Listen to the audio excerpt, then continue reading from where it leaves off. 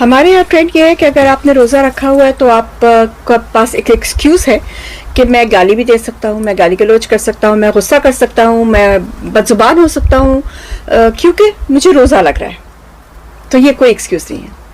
اگر آپ کو روزہ رکھ کے آپ سے بھوک برداشت نہیں ہو رہی ہے، اگر آپ سگریٹ پیتے ہیں اور آپ کو اس کی کمی محسوس ہو رہی ہے اور آپ کو لوگوں کے اوپر اس کا اپنی فرسٹریشن نکالنی ہے، اور اگر آپ یہ سمجھتے ہیں کہ میں ہانک کرنے کو کیا کہتے ہیں، گاڑی چلاتے ہوئے زور زور سے ہارن بجا کے، یہاں پہ تو یہ اس پہ ٹکٹ مل جاتا ہے آپ کو، جرمنی میں، یورپ پہ تو آپ نہیں، بہرحال ہمارے ملکوں میں اس کی بہت، تو اگر آپ لوگوں پہ اس طرح اپنا زور زبردستی اور گھر والوں کے اوپر آپ اتنا کر کے جبر کر کے کیوں میں نے روزہ رکھا ہوا ہے، کام کر کے آئے ہیں تو سب پہ احسان چڑھا رہے ہیں کہ میں نے روزہ رکھا ہوا ہے اور سو گئے ہیں، تو آپ روزہ مت رکھیے.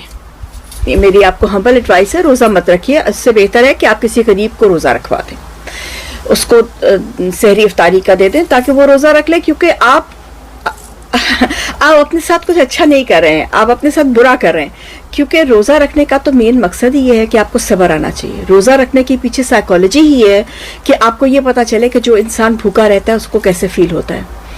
اور روزہ رکھنے کے پیچھے مقصد یہ ہے کہ اگر آپ کو غصہ آتا ہے تو اس کو کنٹرول کرنا کیسا ہے اور اس کو کنٹرول کیسے کریں.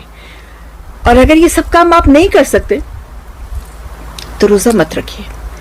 اور ان عورتوں کے لیے میں دیکھ رہی تھی جو گروپس میں عورتیں بیچاری دے آر گوئنگ بیسک، پاگل ہوئی ہوئی عورتیں کہ مجھے یہ ریسیپی بتا دو، مجھے یہ ریسیپی بتا دو، میں سموسے 1 مہینے کے لیے کیسے فریز کر سکتی ہوں، میں یہ کیسے کر سکتی ہوں، میں وہ.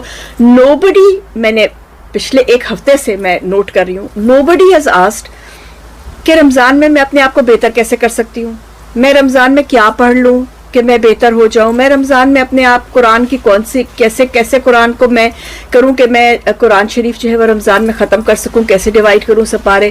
کسی نے نہیں پوچھا. نو بڈی از انٹرسٹڈ کہ عبادت کیسے کرنی ہے. نو بڈی از انٹرسٹڈ کہ کیا کپڑے کون سے پہننے ہیں، کھانا کیا ہوگا، سحری کیا ہوگی، کاپر کیٹل میں سحری ہوگی، لیٹس میٹ آؤٹ دیئر، افطاری کہاں ہوگی.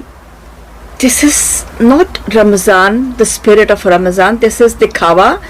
This is ہمارے جرمنی میں اس وقت ایسے لوگوں کو کہتے ہیں ایٹے پٹیٹے، جن کا مطلب ہوتا ہے سپرفیشل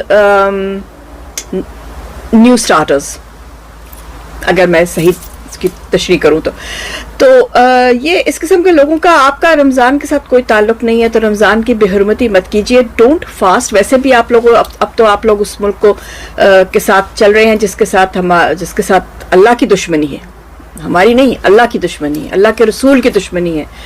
تو آپ ویسے بھی مطلب ہے. اور دوسرا، رسول پاک کی اولاد کے ساتھ جیسے کوفہ والوں نے کیا تب تو ویسے بھی آپ لوگ بھی ویسے ہی ہیں.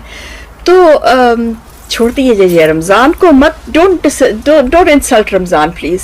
کھائے پیے، عیش کریں، بریانی کھائیں اینڈ سو جائیے. چلتے ہیں جم پردیسی میل جتے سروک.